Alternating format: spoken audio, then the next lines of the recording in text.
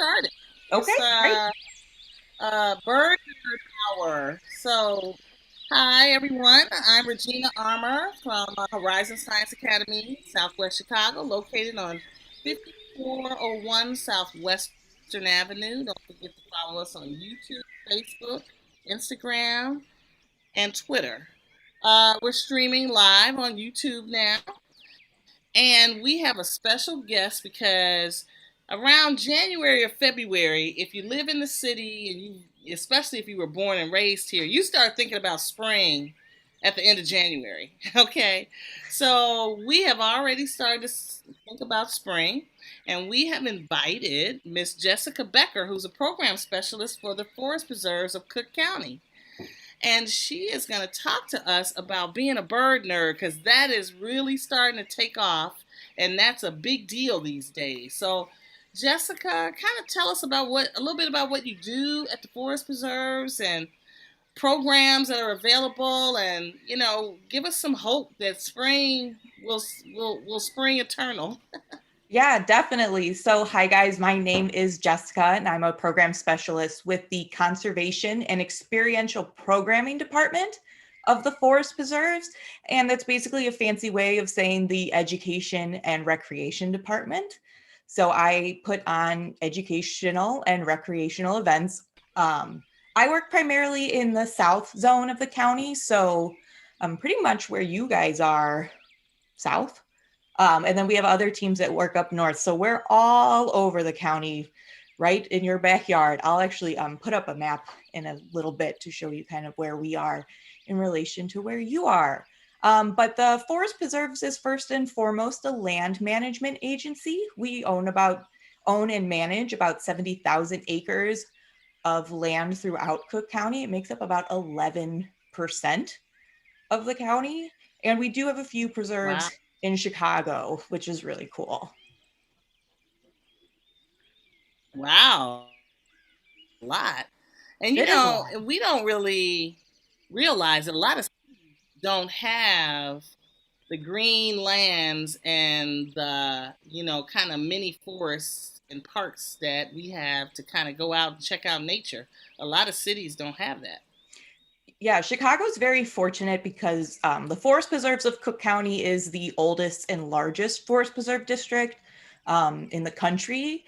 And then kind of our counterpart for the city of Chicago, the Chicago Park District, manages not only like baseball fields and basketball courts and field houses, they have a whole natural resources department too that helps manage even more green space. So yeah, you guys are lucky. Me too. I live here too. So we're Yeah. all lucky. Oh, awesome. Well, look, why should we care about birds in and around Chicago and the state of Illinois? Yeah, so it's kind of hard to think about sometimes, like, I should care about this little bird. Like, what does that mean? And I get that because I know it's hard to believe, but I wasn't always into birds. When I started college at the University of Wyoming, I studied zoology, and I went into it being like, I want to work with big mammals. I want to work with giraffes and elephants and things like that. And then in 2013, I took a tropical ecology class in Ecuador, and it totally changed the way I view the world and the way I view zoology. And from then on, I was like a total bird nerd, as I call it, and I was just ready to go. So, of course, not everybody can have this profound kind of experience with a bird. So, like, why should you guys care? So in the world, there's about 10,000 species of birds. And here in Cook County, we can, actually, you know what? Here in the state of Illinois, there's just over 400. And then in Cook County, there's just over 396. So not even just over 300, almost 400 different species, which is crazy. Because, yeah, you think about Like that. yeah, you think about Chicago and skyscrapers and traffic, and you don't think unique birds. So still, why should you care? There's kind of two sides to it. There's like an environmental side and more of like a spiritual, emotional side. So of course, birds are part of the environment. They help pollinate flowers. They help with seed dispersal. They're part of the food chain. They eat smaller things and bigger things eat them. And it's maybe you're still sitting there like, but why should I care about that? Why should I care about the environment? Well, because you're part of the environment. Everything you do Right. impacts the environment. Like you are nature. And, we Right. should all try to respect that. And then kind of the emotional, spiritual side is birds are like really pretty. And I don't think that anybody can deny that. So you might want to care about birds because they add a sense of beauty to the world. They represent hope and change, and they're everywhere. And I mean, they're places where even people aren't. They're in the North Pole and in Antarctica, and they're literally everywhere. So that has to Wow. mean something, right? Yeah. I like that meaning of hope and change. And because no matter how cold it gets, or how snowy it gets, or how gray it gets, there's always birds that are kind of out, like hanging out, jumping from tree to tree, flying over. And you know what? I actually have seen more crows, more black crows, which kind of scare me, but I heard that they're actually good luck. But I've seen them more, and the last few years, I didn't see a lot of them. What happened? Yeah, so crows and blue jays and things like that, they're all part of the same family. And they got hit really hard a few years back with West Nile virus. I mean, I don't Oh, even know. yeah. I was in like grade school when that kind of hit. So that really brought down their numbers. But now, as they're recovering from that disease, and their populations are coming back, and now, yeah, people are seeing them all over. Definitely see more crows. I like them. They're cool. Crows are really smart. They actually know how to use primitive tools to help feed and things like that. So I don't have a video ready, but if you Oh, go on wow. YouTube after this and look like crows using tools, they'll use like paper clips and stuff to dig things out. It's really neat. Oh, nice. Well, they always have crows in horror movies. I guess that's why I'm kind of freaked out about crows. But I Yeah. appreciate them, though. Uh, One of my favorites is the cardinal, which I think is the state bird. Yes, it is. And they are always around, and they're beautifully red. Well, the males are. The females are kind of brownish red. Mm-hmm. But I wanted to know, is it true that they nest in the same place like for years? Yeah, so cardinals are pretty monogamous. They'll find a mate and they'll stay with that mate um, for their whole life if they can. Cardinals, I always think, are a little romantic because in a lot of species, only the male bird will sing. So he'll sing to the female to get her attention. But in cardinals, they actually sing to each other, and they'll feed each other. And I don't know, they're just kind of the lovies of Aw. the bird world. But a lot of birds will keep returning to the same spot if they were successful with a nest there, which is also kind of why it's important to protect their environment, because if they come back expecting this beautiful oak tree to be in a park and then it's gone, now they have to try to find somewhere else to nest. Oh, wow. Well, look, this is just so interesting. So, how does one get started in birding? Like, what's birding, and how does one get started in it? Yeah, so birding is what most normal people would call bird watching, but true bird nerds call it birding because we're doing a little more than watching, but it's going out to look at birds. And you might go looking for a variety of reasons. There's people who bird for inspiration for drawing or art or journaling. There's people who bird because they don't have anything else to do and they like to be outside. I like to bird because it's some nice, mostly quiet alone time outside, which is nice. And then there's some people, they're called listers, and they are trying to see as many different kinds of birds as humanly possible.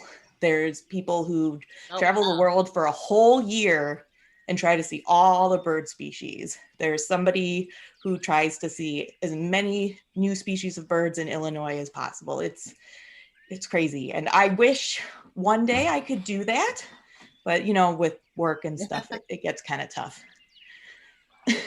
I know, got to pay the mortgage, right?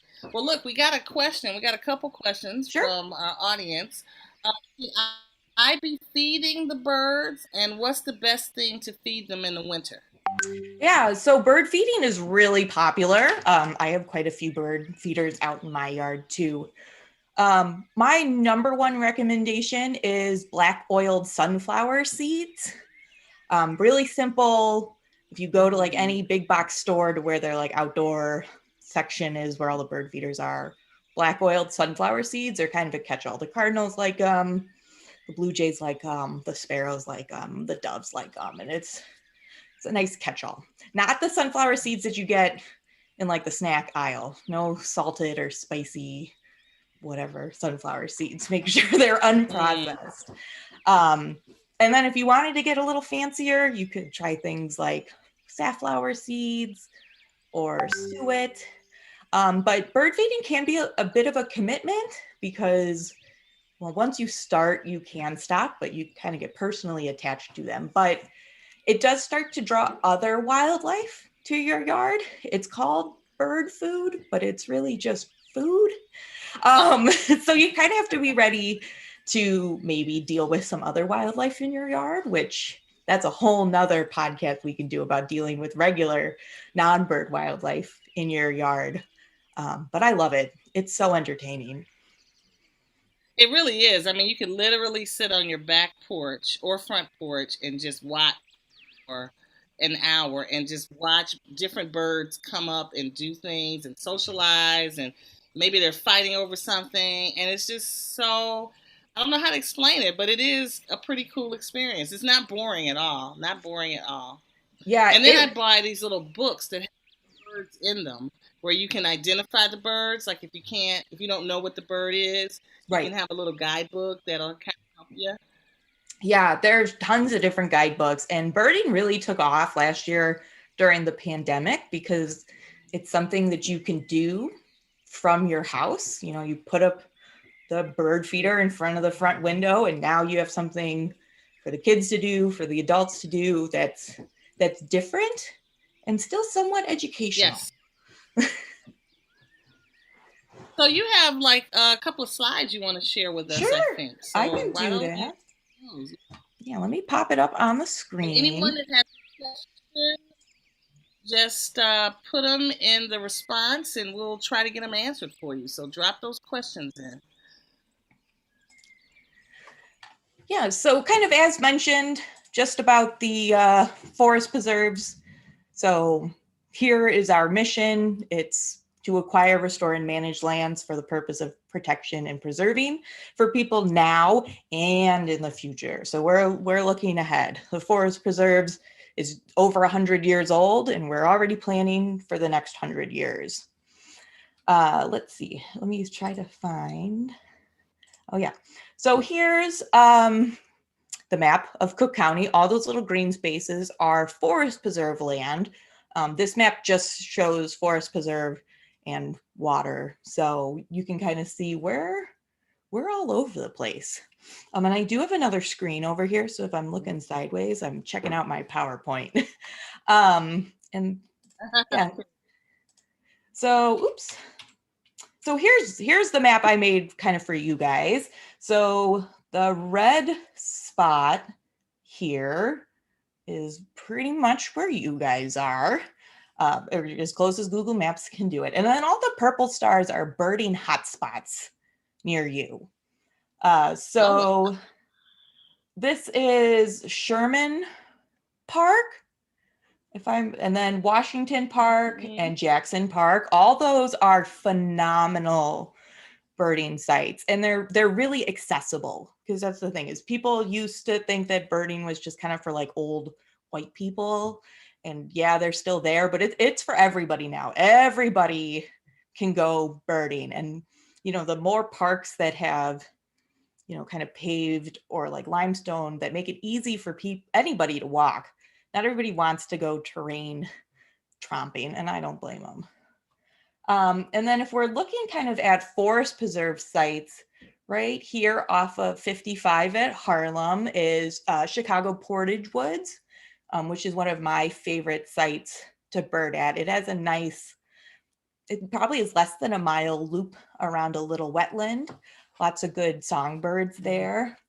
Of course, Dan Ryan Woods, which is right on 87th and Western. That's right down the street from you guys. You guys could go that, well, you guys probably aren't in school now, but you could shoot there right after school and enjoy some birds. And then way down here on the Illinois-Indiana border is probably my favorite forest preserve is Eggers Grove. So it's a little east of you guys, but pretty much all of these purple dots are in about 10 miles of the school. And I know your students probably come from all over, but if you Google your house on a map, you can see pretty much every green space and birding hotspot you can go to. Nice. Yeah. Oops, I keep going back to that. So, and then I've got some pictures of birds because everybody kind of likes that. So Cook County is special for a lot of reasons, but we actually do host endangered species as well, which again, you're like, what? Chicago doesn't have any special species. All we have are pigeons and sparrows, and that's not true. Right. So, so on the one side are the piping plovers. They are so adorable. So that top picture is an adult. This bottom one is a little baby. Babies look like cotton balls on stilts. They're to die for. But in 2019, a pair showed up at Montrose Beach. So yeah, the beach where the dog park is and the harbor is, and you're laying on the sand sunbathing. This pair of endangered species showed up, and a lot of dedicated birders and volunteers and professionals came out to help them, and they successfully fledged, I think, 2 chicks in 2019, and then they came back last year and had 3 chicks, and they were loving it at Montrose because Montrose was closed for like the whole pandemic, and they had all the space in the world and no dogs. Right. And then next to it, this is the black crowned night heron. That's a state endangered bird as well. Very populous at Eggers Grove. That's a good place to see them. They also are known to have a nesting location at Lincoln Park Zoo. So, Oh, nice. Yeah, because Lincoln Park Zoo has that bird sanctuary, don't they? yeah, so they have some kind of natural areas that are part of their zoo. That they have a few ducks that are part of their collection, but during migration, they get some newbies there. Last I heard is that these the black-crowned night herons were nesting over the wolf exhibit, which is an interesting choice because no other like birds or species are going to bother them. But it's tricky to think about nesting over some wolf. But I know the zoo like helps keep everybody safe, including the animals and the people. Let's hope so. That's a little too close for me. Yeah, not where I would choose to raise my kids right No. over it, but that's just me. So, and then I think I've just got some different birds that you could see around here. I know when you watch Discovery Channel or Animal Planet, they're around the world and they're showing these magnificent things. We have those here too. So don't overlook them. So this picture here is a female ruby-throated hummingbird. on her nest with 2 chicks. So their nest is about the size of half a golf ball. It's a very tiny, crowded nest. But it's hard to believe when you look outside today that a hummingbird would find Chicago a good place to have a nest. But they'll come join us in spring and stay through maybe November, and then they'll go back to Mexico and South America. But if you're lucky, you might be able to catch one on her nest. I think I've only seen it once, and it was kind of just dumb luck. But you can put up hummingbird feeders too in your yard during like spring and summer, and they're really easy to clean and make your own nectar and stuff. And I was gonna ask, do those things work? Yes, The hummingbird feeder? Yeah, they do work. I should have brought one in, but yeah, just the same thing. Just go to, whatever kind of big box store or hardware store, the bird feeder section. They're usually like cylindrical with red because the hummingbirds are attracted to red. And always make your own nectar. It's just water and sugar, and you put it in there. And it does. They require feeding like almost constantly. So putting them up in your yard is great. You got to put them up early because these migrating hummingbirds are hungry. And if you don't have food at the beginning, then it's a little tougher. They're going to find somebody who does, and that's where they're going to hang out. But I think I had at least 3 in my yard this year.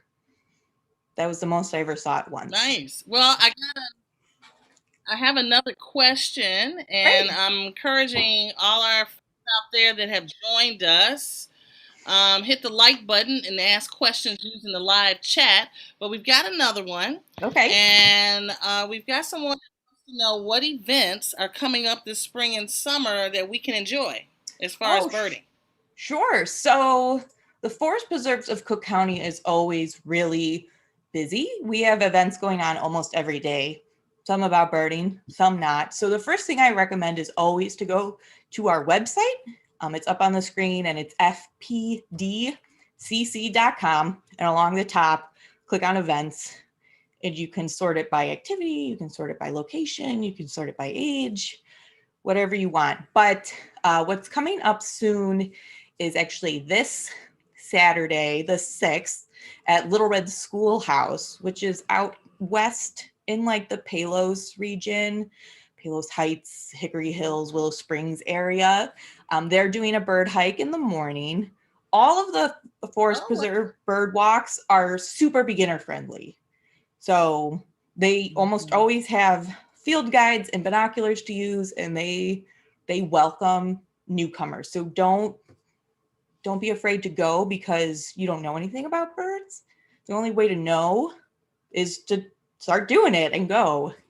Then also on the...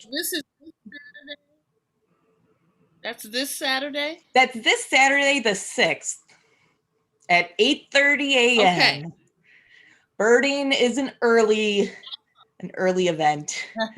A true early bird. I'm going to try to make it because I go hiking out at Swallow Cliffs every Saturday morning or Sunday morning. So I think I'm going to try to make this event at 8:30 on Saturday. My first bird watching event. How about that? So and Little Red, come on out, everyone. Yeah, Little Red Schoolhouse is awesome.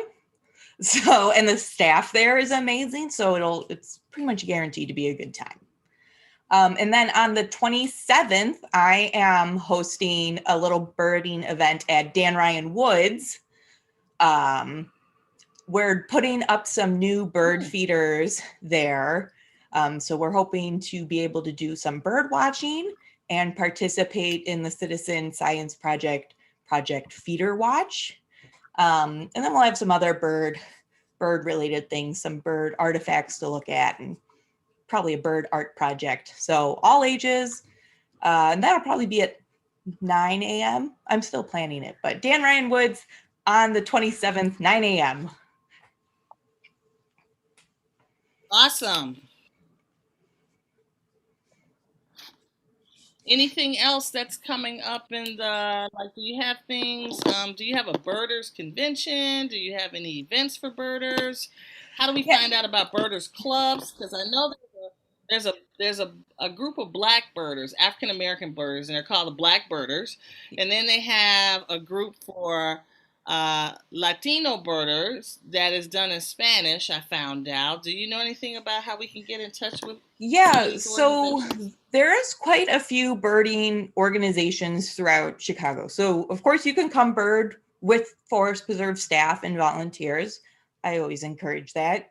There's also the Chicago Ornithological Society, who they do like virtual monthly meetings, and they host speakers, and they do a ton of bird trips. Like, they pretty much are only in the city limits. They sometimes go to the suburbs, but you'll catch them a lot at like Jackson Park and Washington Park and Montrose.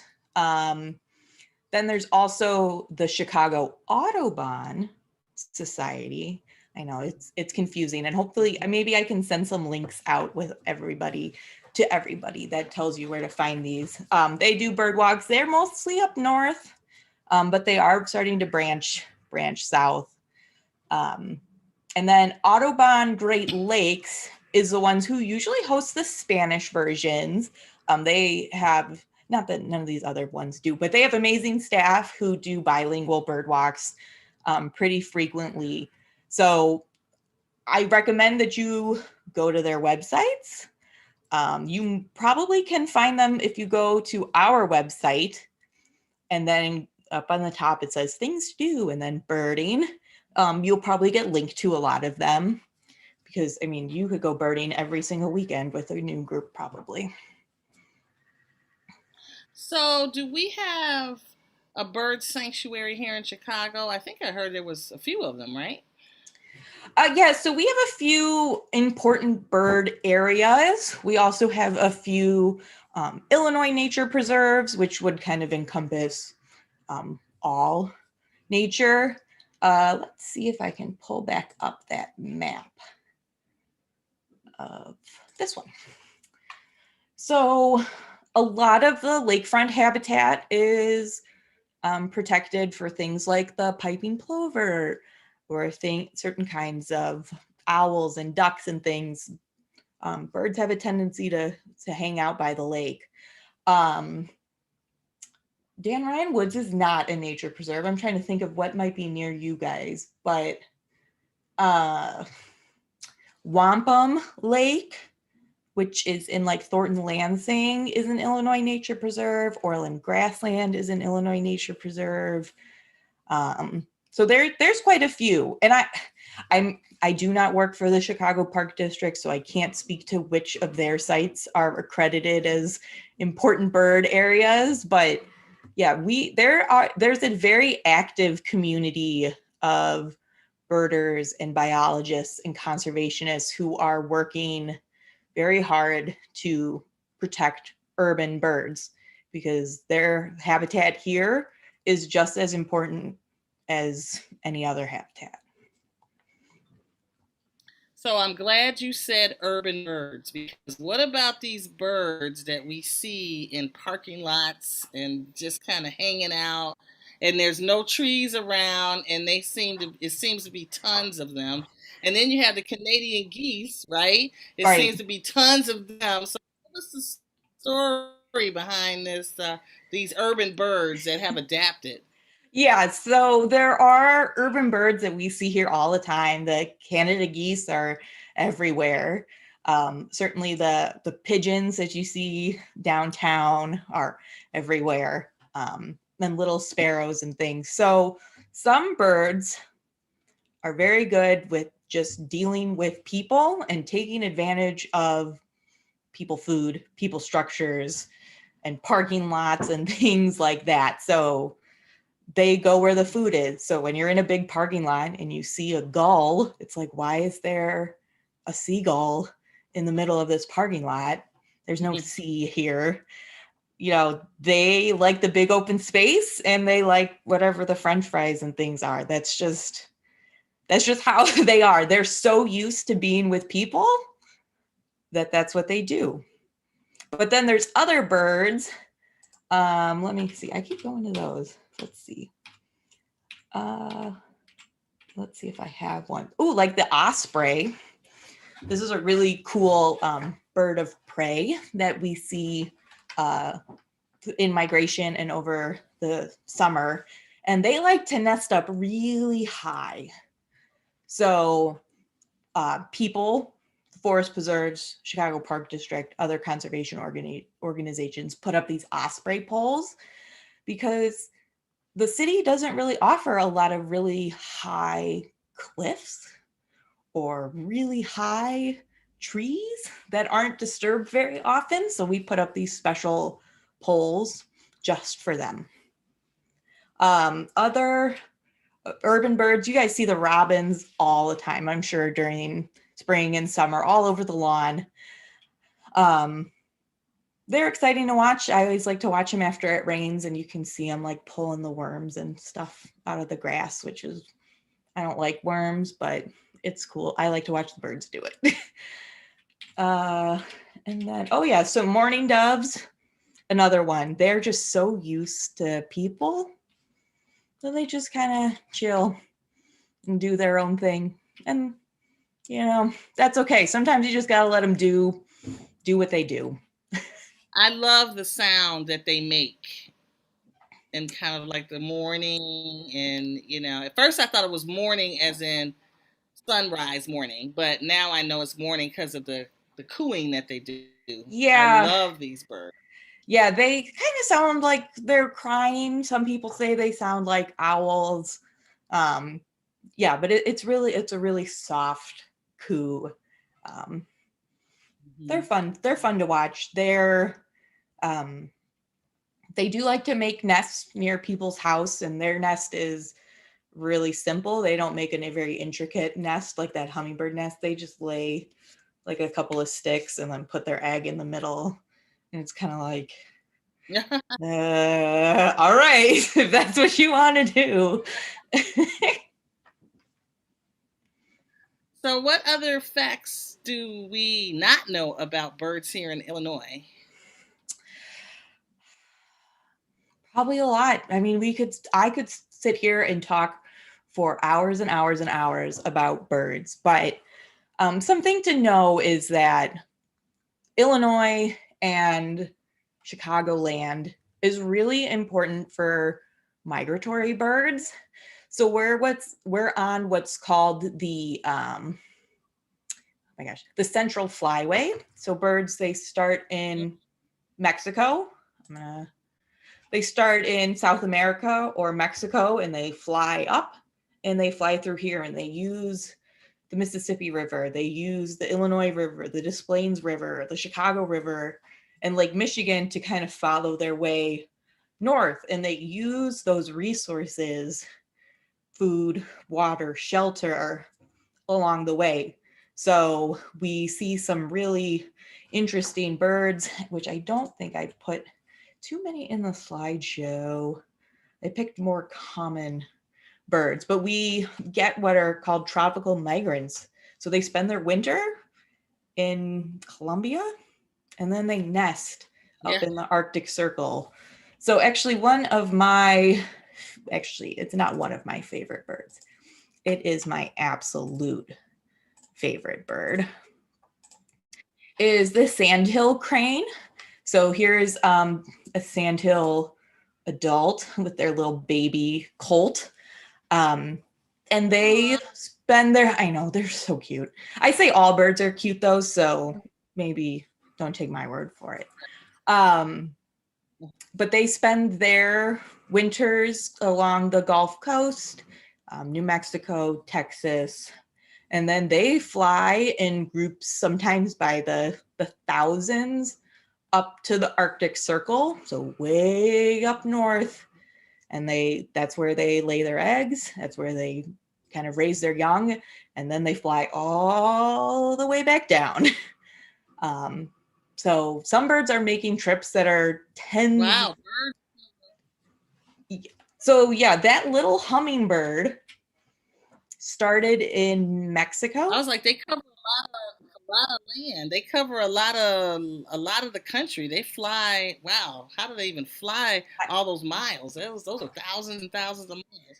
Yeah, so this hummingbird probably only weighs a couple of ounces, is really tiny, and she'll start her journey in Mexico or Central America and fly all the way across the Gulf of Mexico without stopping to Florida.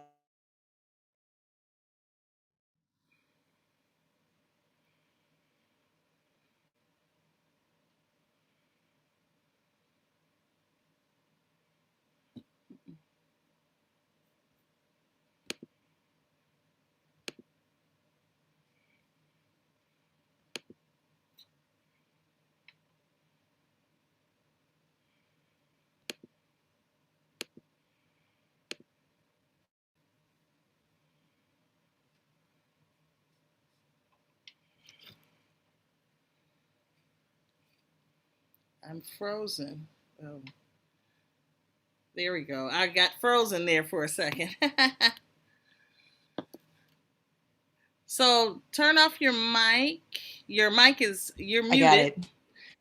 All right. So last thing. Well, how did you get here? Like, did you grow up saying, "Hey, I want to work for the forest preserves of Chicago or state of Illinois and be a birder"? So I grew up in the Chicago suburbs, you know, been around here my whole life. And at a pretty young age, I decided I wanted to do something with animals. I spent hours and hours and hours at Brookfield Zoo during summer vacations and things. Like that was kind of our go-to, like, we don't know what to do today, let's just go to the zoo. So I could probably quote every single sign there, because then when I started working at like 16, I worked at Brookfield Zoo, and it just kind of kept my love of animals, and not just because they're cute and cuddly and like that, but their behavior is so interesting to me. So when I was looking for Yeah, yeah. colleges, I ended up at the University of Wyoming.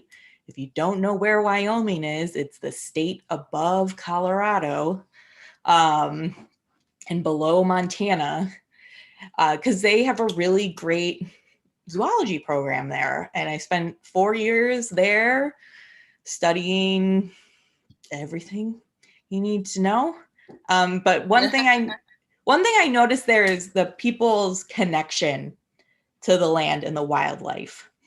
You know, Mhm. they're using the land for, cattle and hunting, but it's also really important that they're preserving the wildlife that they have, and they really have a great understanding of what's happening around them. And I was like, you know Mhm. what? I want to take that back home to Chicago and teach people here that yes, you're in a very urban setting. Sure, we don't have bears or wolves or antelope. We have deer everywhere. But Mhm. it's still Yeah. special and it's still important. And, we should all learn to appreciate it. So I kind of worked some seasonal jobs, and I ended up here at the Forest Preserves as an educator, being able to do exactly what I wanted to do, tell all of you guys about the really cool birds and wildlife that are literally in your backyard. Well, we are so happy you joined us this evening, and it's been really interesting. And I'm hoping that, well, fingers crossed, when we come back in the spring, maybe we can set up a time you can come visit and take us on a bird walk, Yes. because Sherman Park is literally right down the street from us. Mm-hmm. And so we want to thank you for coming. Thank you for having And me. send us all of the things that are coming up and flyers and brochures, and we'll post them on our HSA Southwest website.